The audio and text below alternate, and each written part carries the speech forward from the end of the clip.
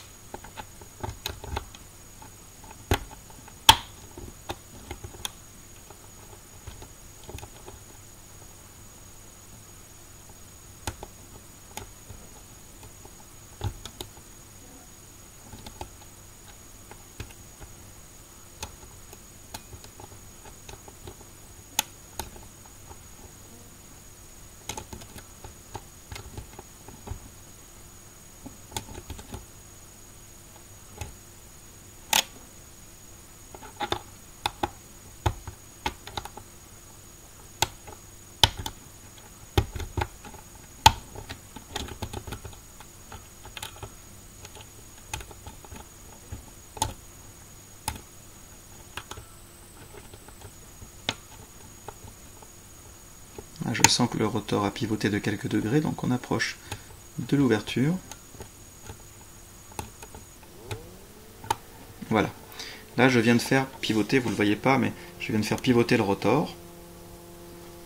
Et je vais utiliser maintenant un autre outil qui va me permettre d'embrayer ce petit dispositif que vous avez là, qui s'appelle le panneton, et qui va, lui, qui est le mécanisme qui permet de déverrouiller votre porte. Donc vous voyez à l'arrière de la vidéo, là vous voyez, enfin de la serrure, vous voyez ici que je fais tourner le bouton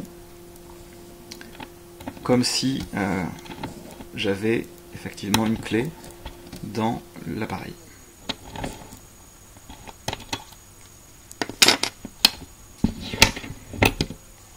Donc voici le cylindre en position crochetée.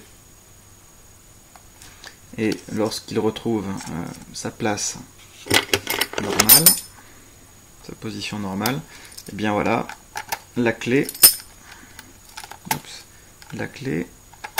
fait à nouveau son travail. Tout va bien, ma serrure fonctionne, elle a été pourtant crochetée. Alors, tout ça pour dire que lorsque vous vous posez la question de la sécurité de votre serrure connectée, demandez-vous d'abord si votre porte peut résister au premier intrus venu équipé d'un pied de biche. Demandez-vous ensuite si la résistance de votre serrure mécanique, c'est-à-dire les différentes parties qui viennent se solidariser avec le bloc porte, sont effectivement résistantes à une tentative d'intrusion. Puis demandez-vous enfin si vous n'allez pas avoir un petit malin qui va réussir à vous la crocheter, ou utiliser d'autres méthodes d'ouverture qui ne laissent pas de traces notables. Et c'est donc en dernier recours que vous devez vous poser la question de la sécurité électronique de la serrure. Vous ne devez pas avoir peur de vous faire hacker votre porte d'entrée. Vous avez de bien plus de risques que d'être cambriolé par le premier venu qui va forcer les huisseries, portes ou fenêtres avec un pied de biche.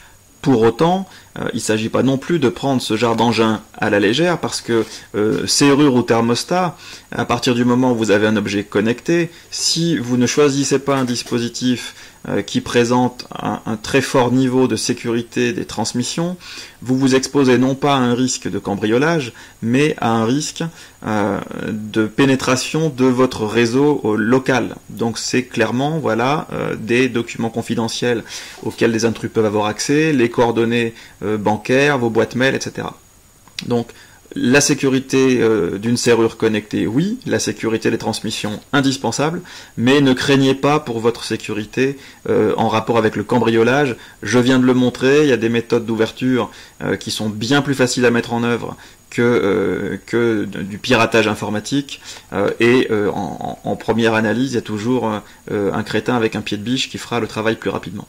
Voilà, j'espère que cette vidéo vous aura plu, n'hésitez pas à vous abonner à ma chaîne, et merci d'avoir pris le temps de m'écouter.